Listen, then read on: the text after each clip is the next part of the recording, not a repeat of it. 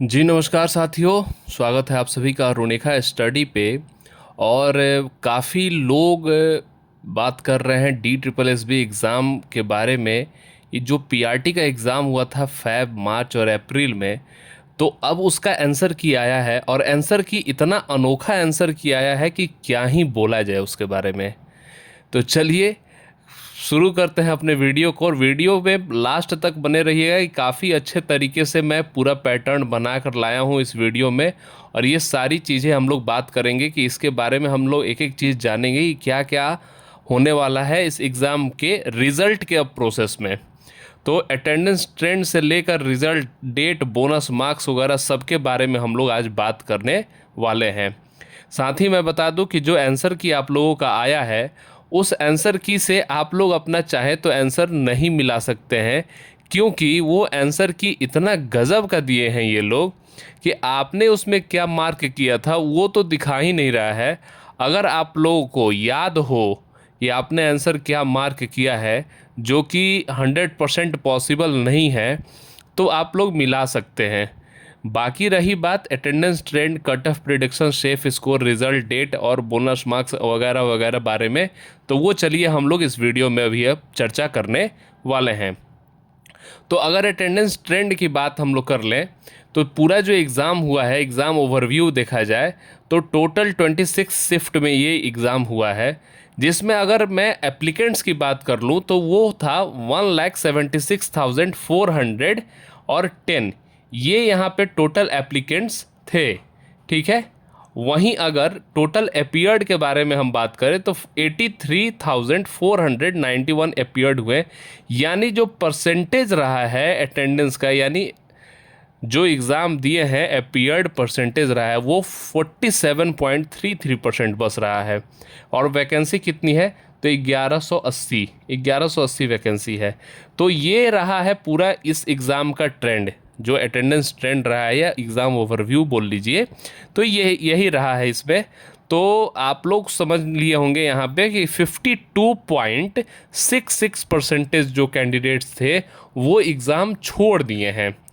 लेकिन ऐसा हम कभी नहीं कह सकते हैं कि जितने भी शिफ्ट हुए हैं वो हर एक शिफ्ट में इतना ही परसेंटेज में लोग होंगे, क्योंकि किसी किसी डेट में, किसी किसी शिफ्ट में बहुत ज़्यादा परसेंटेज में भी स्टूडेंट या कैंडिडेट अवेलेबल या अपीयर थे वहाँ पे, और किसी किसी शिफ्ट में बहुत ज़्यादा कम हो गया था इससे। तो इस वजह से जैसे जो सबसे लास्ट शिफ्ट था उसमें स्टूडेंट का जो संख्या था, यानी स्टूडेंट के अपीयर होने की जो संख्या थी वो बहुत ही कम हो जा रही थी। वहीं मॉर्निंग शिफ्ट में या सेकंड शिफ्ट में जो पेपर हो रहा था उसमें ज़्यादा रह रहा था। तो इस हिसाब से ऐसा हम नहीं कह सकते कि हर शिफ्ट में 47-48% ही अपीयर हुए हैं, ऐसा बिल्कुल नहीं है। चलिए आते हैं नेक्स्ट, अपने नेक्स्ट स्लाइड पे, और यहाँ पे हम लोग देख सकते हैं कट ऑफ के बारे में। तो अगर कट ऑफ के बारे में हम लोग बात करते हैं तो एक बार हम लोग पिछले कट ऑफ के बारे में हम लोग जान लेते हैं कि 2022 में जब रिज़ल्ट आया था तब कट ऑफ क्या था। तो उस समय जो कैंडिडेट अपीयर हुए थे वो 60,489 स्टूडेंट, यानी 60,489 कैंडिडेट्स अपीयर हुए थे एग्जामिनेशन में। और कितना सीट था, वैकेंसी कितना था तो 1817 ये वैकेंसी था। वहीं अभी लोग कितने हुए हैं तो 83,491, मतलब बहुत ज़्यादा उससे है, बहुत ज़्यादा ज़्यादा हो जा रहा है, करीब करीब 23,000 ज़्यादा हो जा रहा है आपका कैंडिडेट यहाँ पे, और वैकेंसी कम हो जा रही है। तो यहाँ पे लोग उम्मीद कर रहे हैं कि कट ऑफ जो होगा वो कुछ इसी से ऊपर होगा या इसी से कम होगा या इसी के आसपास में होगा। तो बात आपकी सही है कि जो कट ऑफ होगा वो इसी के आसपास में ही मंडराता हुआ नज़र आएगा आप लोगों को कट ऑफ। लेकिन मैं यहाँ पे और एक चीज़ बता दूँ कि पिछले कुछ डी ट्रिपल एस बी के जितने भी एग्ज़ाम्स हुए हैं उसमें जो कट ऑफ आया है वो बहुत ही, मतलब अजीबो गरीब कट ऑफ आ रहा है, ऊपर नीचे खूब हो रहा है। किसी किसी एग्ज़ाम में आप लोग देखेंगे अगर कट ऑफ निकाल कर तो ओबीसी का कट ऑफ जो है वो ईडब्ल्यूएस से काफ़ी ज़्यादा हो गया है, और किसी किसी एग्ज़ाम में आप देख सकते हैं कि एससी का कट ऑफ ओबीसी से भी ज़्यादा हो गया है। तो ऐसे भी रिजल्ट्स आए हुए हैं इस एग्ज़ाम में। ये DSSB के एग्ज़ाम में, मैं PRT की बात नहीं कर रहा हूँ, मैं अन्य एग्ज़ामों की बात कर रहा हूँ जो DSSB के थ्रू कराए जाते हैं। लेकिन यहाँ पे हम लोग पिछले ट्रेंड के हिसाब से अभी अगर मिलाएं तो पिछले ट्रेंड में देख सकते हैं कि जो मैक्सिमम मार्क्स जो कट ऑफ गया है वो लगभग 160 के मार्क्स के करीब गया है। तो अभी भी जो कैंडिडेट अभी आ रहे हैं, एग्ज़ाम दे रहे हैं, तो उसमें भी ये हो सकता है कि हमारा जो सेफ स्कोर हो अभी के हिसाब से, अभी के एग्ज़ाम के हिसाब से, जिसमें सेक्शनल कट ऑफ होता है और सब कुछ होता है, तो उस हिसाब से देखा जाए तो मैं ये उम्मीद करके चल रहा हूँ कि जो लोग अगर 150 प्लस अभी जा रहे होंगे वो लोग अपने आप को सेफ मान सकते हैं, इस वजह से कि नॉर्मलाइजेशन भी होगा और किसी किसी के नॉर्मलाइजेशन में कुछ मार्क्स बढ़ेंगे, किसी किसी के नॉर्मलाइजेशन में कुछ मार्क्स कम भी होंगे। तो 150 155 प्लस जो भी लोग होंगे जनरल में, वो अपने आप को सेफ मान सकते हैं इस एग्ज़ाम के लिए, कि हो सकता है कि वो एग्ज़ाम क्वालिफाई कर जाएं। लेकिन अगर 150 के नीचे अगर कोई जा रहे हैं तो वो अपने आप को बाउंड्री लाइन पे ही समझ सकते हैं या उससे नीचे ही समझेंगे। ठीक है, वहीं मैं एक एक्सपेक्टेड लिख दिया हूँ कि OBC का क्या हो सकता है, EWS का क्या हो सकता है और SC ST का क्या हो सकता है। ये मतलब जो OBC EWS और SC ST का है ये गारंटेड नहीं है, लेकिन जनरल वाले में मैं 90% श्योर हो रहा हूँ कि 150 प्लस में ही इसका कट ऑफ जाएगा। मैं ये नहीं बोल रहा हूँ कि ऐसा नहीं है कि 170 एक ही बार चला जाए, 180 चला जाए, ऐसा नहीं होने वाला है। ये 150 से लेके 160 के बीच में ही ये मंडराता हुआ आपको दिखेगा यहाँ पे। तो ये मैं एक सेफ स्कोर के बारे में बात कर लिया और एक कट ऑफ के बारे में भी मैं बात कर लिया। अब आते हैं हम लोग आगे कि रिज़ल्ट डेट क्या हो सकता है, कि कब तक रिज़ल्ट आएगा। तो जो आपका एग्ज़ाम हुआ है वो फैब में हुआ है। फैब में टोटल 6 डेज में एग्ज़ाम हुआ है। मार्च में वही बात करें तो 2 दिन में हुआ है और अप्रैल में भी 2 दिन में एग्ज़ाम आपका हुआ है। तो इस हिसाब से देखा जाए तो 1180 वैकेंसी के लिए एग्ज़ाम जो दिए हैं, 83,400 कैंडिडेट्स एग्ज़ाम दिए हैं।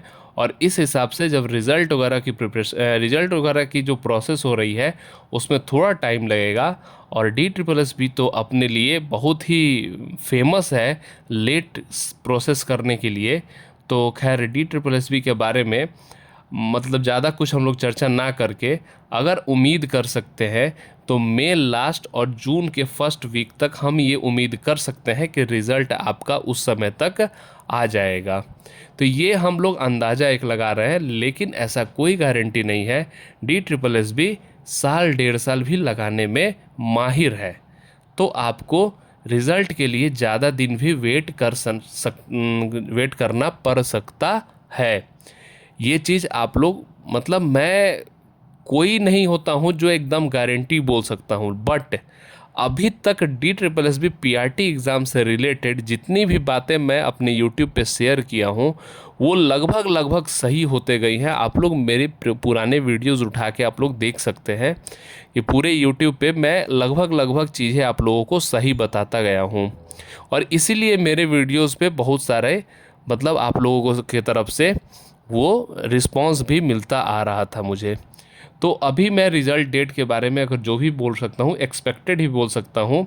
एक जनरल वे में मैं बता सकता हूँ कि जो एग्ज़ाम्स के बाद जो प्रोसेस लगता है, जो प्रोसेस होता है, उसके बाद रिज़ल्ट डेट जो अनाउंस होता है, उस हिसाब से मुझे जो लग रहा है कि मई या जून तक इनको रिज़ल्ट दे देना चाहिए। लेकिन ये हो सकता है कि नहीं भी दे। खैर उस समय तक आते आते मुझे जो भी इन्फॉर्मेशन अगर मिल रही है कुछ भी रिज़ल्ट डेट के लिए, तो वो मैं आपके साथ ज़रूर मैं शेयर करूँगा। रही बात बोनस मार्क्स के लिए, तो रोहित वैद्यवान सर ने, जो कि अध्ययन मंत्र पे पढ़ाते हैं, उन्हीं का चैनल है, वो उन्होंने क्वेश्चन कुछ जो रॉन्ग क्वेश्चंस हैं उसके बारे में उन्होंने चर्चा किया है। एक बार उसको आप लोग जाके ज़रूर देख लेंगे। उन्होंने काफ़ी अच्छे से एक्सप्लेन किया है और हो सकता है कि वो क्वेश्चन गलत होंगे और उसका बोनस मार्क्स आप लोगों को मिलेगा। साथ ही और भी जो भी क्वेश्चन होगा या और भी जो भी आपके पूरे आंसर की में जो दिख रहा होगा उसमें अगर कोई क्वेश्चन होगा, उस क्वेश्चन को आप लोग ज़रूर उसका स्क्रीनशॉट लेके आप लोग मेरे टेलीग्राम चैनल पे डाल सकते हैं, या फिर आप लोग मुझे कमेंट सेक्शन में उस क्वेश्चन को लिख के आप लोग मुझसे पूछ सकते हैं। या फिर कोई भी मैथ्स का क्वेश्चन हो जो कि आपको टफ लग रहा हो, जल्दी सॉल्व नहीं हो रहा हो, तो आप लोग मुझसे पूछ सकते हैं, मैं उसको ट्रिक में सॉल्व करके, ट्रिक से एक सॉल्व करके आपको बता सकता हूँ। चलिए इसी के साथ मैं वीडियो को अब ख़त्म करने जा रहा हूँ, और जो लोग चैनल पर नए होंगे प्लीज़ चैनल को सब्सक्राइब कर लीजिएगा, वीडियो को लाइक और शेयर सभी लोग करेंगे। मिलते हैं आपसे अगले वीडियो में, तब तक के लिए tata bye bye and thank you. जय हिंद।